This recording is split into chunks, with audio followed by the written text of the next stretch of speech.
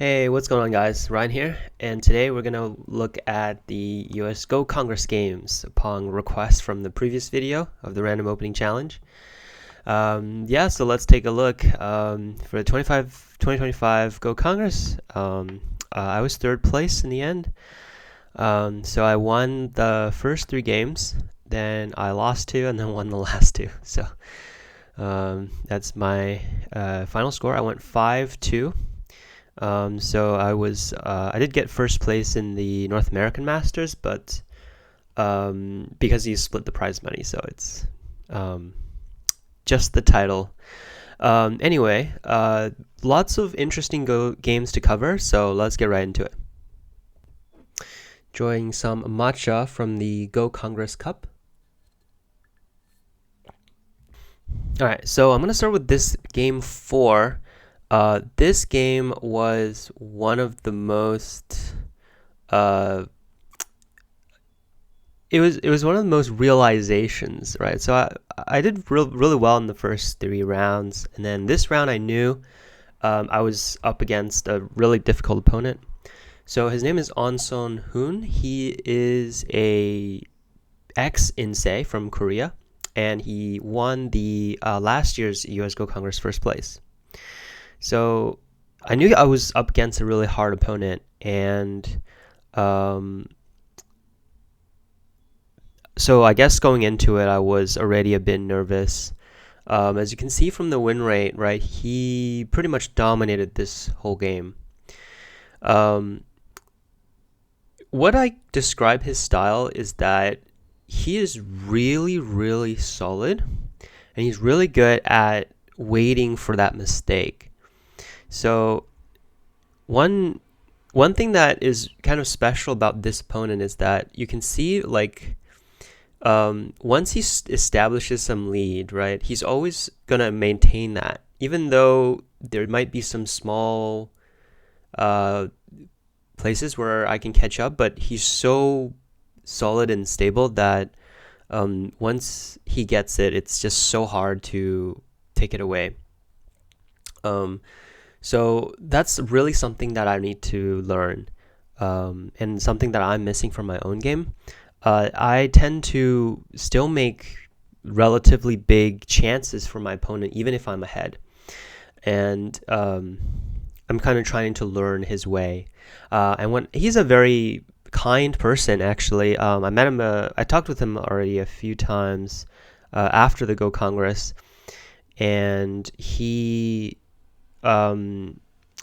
always likes. He kind of shares his own thoughts after the games as well. And when I was chatting with him at the banquet, he was saying something like, "When I play, I don't try to win. I just try to stay in the game." And so I thought that was super interesting because when we think about winning a lot in the game, it's really easy to not focus on the moves, right? You kind of think about many other things, and it's more or less just a distraction, right? If you just focus on that next move, trying to make that right, that's going to help immensely. So I think I sort of see him as a role model. I'm definitely going to try to learn from him. So I'm going to just disable that AI review for now. So in the opening, how did I fall behind? Well, here I overvalue the right side. I played this inner push, but actually just fixing is already pretty good. So black just either descend here, or play some nets to capture the white stone. And then because this white group is relatively strong, if black is strong on both sides, then black wouldn't have to worry about this strength, right? This is very strong, but not very efficient for white. And the right side, frankly speaking, is not even that big, right? The tiger's mouth is just not that big, right? It's gote. Black can play on the left side, or even play the tiger's mouth to even put some pressure on that group. So this move is a move that really makes a lot of sense. But at the time, I was like, oh, I'm going to try to get Sente here and then fix. But that's such a naive way of thinking, right? White's obviously not going to play this simple and allow me to get that much. So this naive thinking put me in a relatively tough situation, right? So black has to jump here, otherwise white would Atari and push and get the Sente enclosure, which is unacceptable. But after that, white has got the cut and turn and then pushed out. And then the way I fixed here also put me in a relatively tough situation. White is already so strong, but I'm still trying to put pressure on an already strong group. And that led me to a weakness later that I had to fix. So after everything is done in the middle, white got really strong, but also had some Sentes on the top. But you can see that my move here at P10, it's just leaning against a super strong group and having a weakness, right? And then this weakness white could use at any time. It's not like black can have any chances of fixing it, right? So it makes much more sense for us to put this stone something like this, or something close by, right? So I kind of failed in two places, and that led me into a very difficult situation. And if you look at the AI graph, right, black is already way behind this point by 16 points because of white's incredible strength in the center and just over evaluation of a place that's not very big. And then here I made a mistake as well. Black should not pincer and should actually just try to fix the group locally. In the game, I also forgot about a very important weakness. Sorry, I did not mean to click that. And which is on the top. When white blocks here, black has to make a bunch of exchanges just to make sure that this local group is alive. And that's such a huge loss in terms of points. And white, after black fixes, white gets the capture in Sente as well, right? And before that, white could even Hane first. Black can't block because if this Atari is Sente, then the corner is in Ko, and black cannot risk that. So really, we're looking at this value here. So the points is 5 and 5, right? Almost even less than white over here. And look, and if we take into account all the center strength, black is already way behind. So, and my opponent was really solid and was able to keep that lead to the end. So yeah, just back to my original kind of thinking, right? I didn't even spend too much time on these moves. I think I kind of just thought the obvious. I didn't think to play, okay, evaluate the position. Think about what is actually going on, right? It's actually something I tell my students a lot, but it's actually something that I failed to do here, and my opponent just kind of caught every single one of my mistakes. And I think simple is always better, right? Sometimes greed is good, but in this case, greed really lost me this game here. Now, onto the 5th round versus Xiao Zhenghao. So this was one of my most disappointing losses, frankly speaking. So I knew him before going to the Congress. I actually seen him in many tournaments in the past, and also had a couple of chats with him for potential collaborations. So he's a really nice guy, and he was one of the strongest players in Taiwan for many years, and then he moved on to more kind of a teaching role these days. But he still competes a little bit, and he's obviously really strong, being a 9P. So, going to this game, I kind of thought, okay, I kind of know his style, but I just want to try to play normally, right? Especially after the previous games lost, I shouldn't think too much about the opponent, right? And I shouldn't think too much, and I should just try to play the game well. But unfortunately, I also failed to do it in this game. Now, the beginning was actually kind of tough, so I actually made a really bad trade in the lower left. I started the Ko, but white got much more from that result. And over here, black has to save every single stone now because it also keeps white weak. So here in the game, white is better, but it's actually kind of difficult for white because white has to take full advantage of black's weakness. So over here, black played the tiger's mouth and pushed out, and white played to attack. So this cut was really black's only hope, but this cut actually brought a lot of hope. So after this extension, white has to save the one white stone to prevent black from coming out. So black is locally unable to live. And if white can save all the groups, then black is dead, right? But black has a lot of liberties. So as long as black can enclose one of the white groups and start a liberty race, then black can actually capture white back. So in the game, white made a big mistake this clamp, because after black connects, white actually cannot do anything to the black group. So after this, when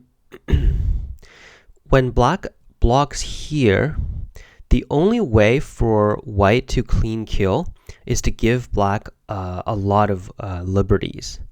So because this captures Sente, and black can block all the way here.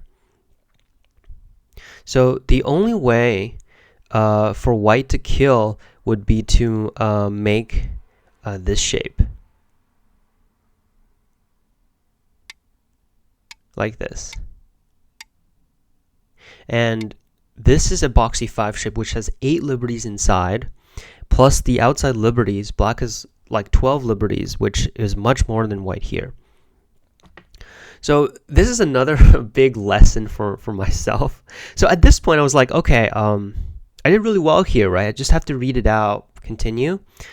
But one scary thought came to my head, which was, oh, I'm gonna win this game, right? I'm gonna beat him. And then that thought never left me. And that was a really, really bad thing that happened. So black is still doing well. White has to start this ko, which is a 2-stage ko. And black is in a really good position. So, of course, white has a lot of local threats, but black can locally live as well. But I made just such an unforgivable mistake. So, let me get to that move. So here, yeah, this is This is one of the most ridiculous moves ever, because black is not even locally alive after fixing, and in the game I even read like, okay, I can block here, and this group is actually alive, but then I still didn't play it. I don't know why. I just wasn't thinking properly, and I just don't know what happened. This group is actually locally alive, because if white extends here, black can descend, and then black can just connect this. This is a Seki inside, right? And if white jumps first, white has to play here still. Then black can play this exchange and then live, right? So there, in no world, white gets both, right? If white plays here first, black can just Atari and then make the eye, which is obviously alive as well, right? So no matter what white does on the outside, black will always have a way to live. Black can just play here now, right? And the magical thing about this position is that when white Ataris here, black actually has to capture inside to make sure that all the eyes are made, right? But you can see the move that I made. If white just directly Ataris here, there's nothing black can do at this point. So this is one of the most ridiculous mistakes I think ever, right? So this is a ko locally, and if white just fixes, then black has to spend another move, right? So I basically lost a whole move here by making this Atari, and miraculously, even after this move, black is still ahead by a little bit. It's super close already, but this move just entirely ruined my whole psychology. And in the game, I shouldn't have connected this, but even after I connected, it was still okay. But it just completely ruined my mindset. And unfortunately, later on, I played a lot of unreasonable moves that led to the game just going away from me.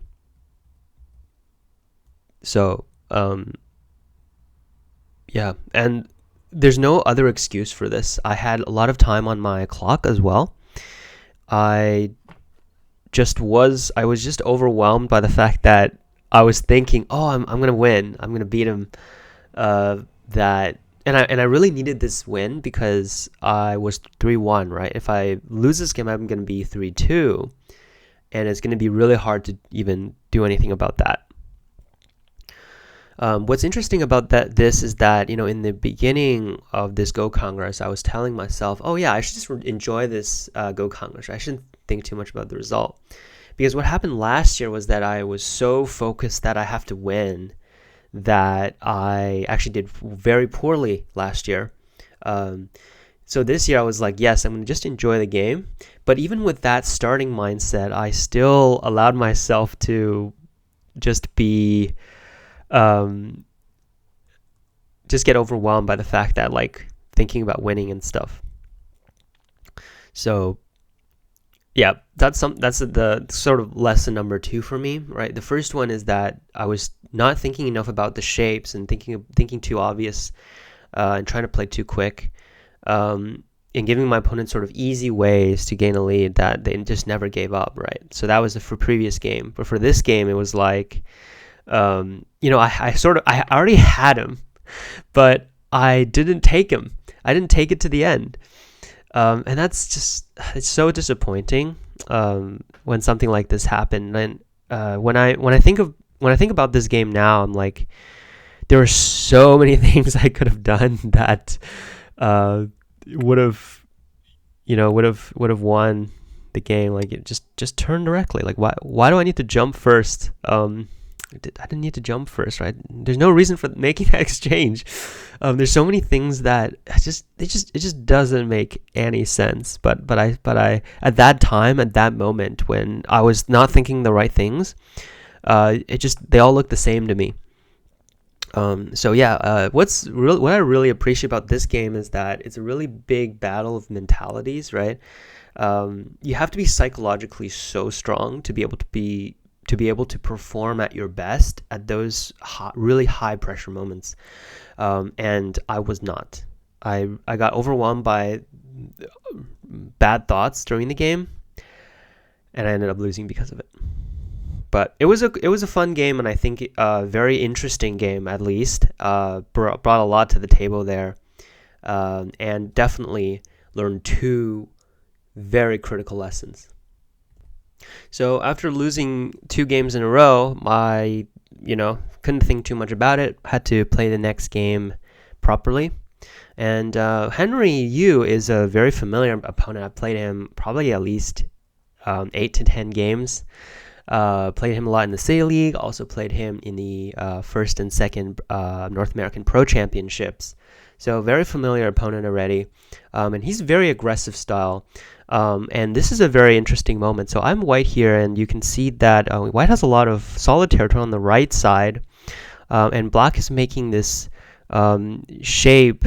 So these 2 groups are kind of in a fight right now, but it's a very clear path forward for white. All it has to do is Atari and fix that cut in the middle. And this game looks really good for white.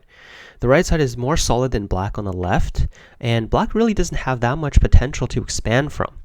There's an Atari here, and white can easily escape there. White also has some follow-up moves in the lower left corner as well to at least start a ko. So, if you look at the right side, black really doesn't have that much to work with. So, doing so well here, but in the game I chose a very... I almost didn't even think about this because I thought, okay, this giant blob is going to be so inefficient, right? But I didn't think about... My mind didn't have that clarity in terms of, oh yeah, this is such a simple way forward. I can just control that game now. But instead, I chose this super complicated move that looked like a good move. So of course, it's really hard to kill black, but I thought I could do very well here and gain. So as the fight moved forward, white was indeed in a very sticky situation. So over here, black lived themselves, but then white's not alive, and then the middle is really, really dangerous. After white lived the bottom, the middle is sort of the key here. So after black tried to make things more complicated, black was very successful. So over here, white started this ko, but black got the sente moves here, and also black has a way to live the right side in gote. So even though it looks like black died a lot, but black actually gained significantly. So now the middle is in a big trouble, but I've somehow managed to find a way to sacrifice it in a sort of a nice way. So here black got sente to live the right side, but white gets sente to take big endgame, and that allowed white to secure a lead. Now what's super interesting about this part of the game is that if I turn on the AI review, you'll see a big blip here in terms of win rate, which is when white Haned here, which is super interesting. Now, I even read this during the game, and I thought that, there's no way for black to kill this. I was like so sure of it too when I was reading it out. But then if you look closely here, the move to kill is actually not that difficult. And I think I kind of revealed it, but all black has to do is push up, and there's actually no way for white to live. So it's a clean kill with one move, and that obviously would have won black the game there. But in the game, I didn't see it, my opponent didn't see it, and we both kind of just left this. And this is one of the reasons why I was kind of disappointed about this game, even though, like, okay, first I made that move, super unclear move, right? I had a good way to take the lead. I didn't. Had to fight all the way to get this lead, and then I just left it here, and my opponent could have just killed me in one move, and I would have just lost the game right away. So yeah, I didn't feel great about that at all. My opponent did not see it either, so my opponent extended there, and then this lower right corner ended up being a ko, and this is a ko that black could not win because of how strong white is throughout the whole board. So I won because my opponent misread and I misread, which is, in my opinion, really not a great way to win. But the one explanation for this, I guess, is that this is a Friday night game, and in the morning I lost against Shell, and I already wasn't feeling that great. But still, like, this is not inexcusable. Like, how can I not see just pushing here just kills, right? There's no way to live, and it's not that hard in comparison, right? And also the Hane is such a terrible move, Julius. It's not even a good local move. So I think at this point I was just so tired, and I couldn't think to I was thinking my best. But this was sort of a fun moment that happened in the end, I guess. So after that, white has also really nice local ko threats too. But at the end, white just ended the ko here. And then white had a substantial lead all the way to the end. So in the end, I think it was about a 10-point lead for white. I think one very important, so yeah, that ending was something to reflect on, but I think this moment is really, really interesting. I played a very impulsive move here, even though I could have just played, I could have just took the lead right now. Thinking back on my game against On, Mr. On would have played here without thinking, I think, because he would have known that this was a great game, very clear path towards the end. And I do think that I have the ability to do this, but I still have bad habits and impulse that is preventing me from playing very clear and good moves like this. And if you look at AI, this is not something that AI could ever tell you. If I go back here, AI says that you have to play this Atari, right?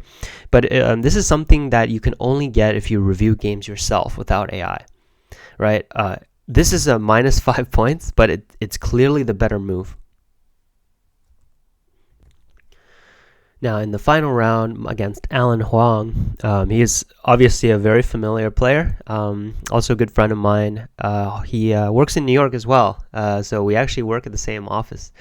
But yeah, so this was the last round though, and it's a super important round because both of us have 4 wins, and the winner would have 5 wins and would be a good contestant for at least the North American prize.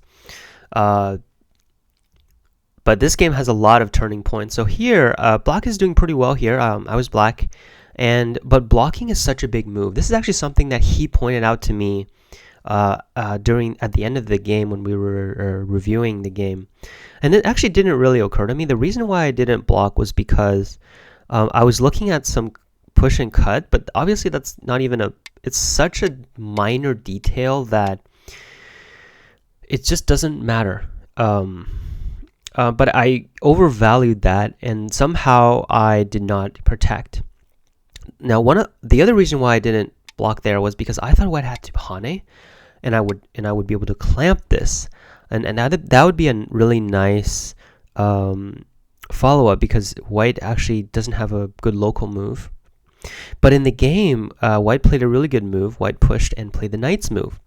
And now black really has to fix now. So I was kind of stubborn. I didn't want to fix, but black really has to just play one more move locally. Because when white comes out, white pretty much lives the whole thing, but then black becomes a lot weaker. And this game, as a result, became a lot more difficult. So here we had a trade, and white connected back and everything. And then black peeped here. So this is all pretty normal. The corner is still not fully alive yet. But because white has a lot of territory, and black has this strength that doesn't really have that much value yet, black really needs to do something with that strength. So black invades the top. White makes a couple of exchanges here and then attaches here. And then this is really another move that I have to reflect on my impulsiveness, right? So the last 2 games, the theme is impulse. Impulse leads you to really bad places from my experience here at the Go Congress, which is this move. This looks like a very innocent move, right? It's sente, white blocks, and then we try to live on the top. But we don't. So white can play this move, and black has to rely on breaking out to try to make this alive. So why is this a really bad move? Well, black should directly attach, right? And white still has to hane this way, right? So there's no reason for black to make that early exchange. And right here, it's a lot harder for white to get black because now, without that exchange, black has the push out and the hane. So if white plays that first move here, white cannot securely attack black. So after this, this local fight was very difficult for black, and there's no way to live. So black has to find ways to attack the outside, and then white also defended very well. Now, yeah, this is a really good liberty move, and black has to save the 4 stones. So after this, white just haned here, and at that point, I was seriously sweating because at this point, there's no way to save this group anymore. It doesn't have enough liberties. All of the white groups have more liberties than black. But at this point, I had to salvage this situation, and after making some center exchanges, I attached in the middle to try to enclose the center, and then that would be the only way to push the game into endgame, right? But of course, white is leading after capturing the top. And I was so sweaty here because this last game is so important, right? And I bet my opponent was as well. And luckily, my opponent actually made a big mistake. White jumped here and allowed me to play this diagonal. And this was the big turning point here. So white needs to just turn like this, and white would have enough liberties to kill black by a long margin. And what's really bad for black is that fixing the cut for the 4 stones is gote. So black cannot even do this, and black has to just try to seal off the center points. But no matter how black does it, it's not going to be enough. The corner is also super big. So here white just has to extend, but my opponent jumped, which gave me the diagonal, and white has to fix the ko, which allows black to push through the middle. And this gave black a sente enclosure, but also a bunch of points and connecting the 4 stones. So white has to fix inside, which also gave black sente and the value in the center, right? So you can see that the difference between these two is huge. So I was kind of really lucky there to catch that mistake from my opponent. And then after getting the sente, living the corner, secured black a small lead. So this was such, the wins were, my last 2 wins were so lucky, to be honest. Just catching that opponent's mistakes almost at the very last second there. So I was super lucky here, but I was able to still win that game over at this moment. But if I go back to that initial state here, I mean, yeah, like I don't know why I'm so impulsive with the last 2 games. I don't know if it was because I'm tired or something. But that's the 3rd lesson here that I'm learning from this whole thing. The impulse here is just it's just illogical, right? Now if I'm thinking about this now, it's so clear to me that I should play here first. And it's not even a hard move to find. But it's a move that I didn't think of even because of the impulse. I thought that, oh, it's clear, I'm going to live, I'm trying to get sente, and then live this corner and just play the end game, right? But at those moments, you really have to stop yourself and think through and think carefully about what will your opponent actually play, right? Instead of, oh, well, I want my opponent to play this, so I'm going to do that. So to summarize, overall, I think we did really well. It was unexpected for me to get 3rd place. I thought I was, especially after losing those 2 games, I really thought I was gone for. But I think that overall, having a good mentality going into the tournament helped, right? So that even if I lost those 2 games in a row, I was still able to play the last 2 games and try to create as many chances as possible. So I'm not at my best, I feel, but there's still a lot of room to improve. But I did catch a lot of weaknesses. So overall, I think I improved. I'm not going to make as impulsive moves, and I'm going to try to play the game without thinking about winning. I'm going to try to just play the game, think of the move, and evaluate the position, and no impulse moves. With that, I'm going to end the video here. Thank you so much for watching. I'm going to post the game records, the link to them in the video description so that you guys can check it out if you like to. Feel free to ask me any questions in the comments. I'll go ahead and answer all of them. And hope you learned something. See you next time.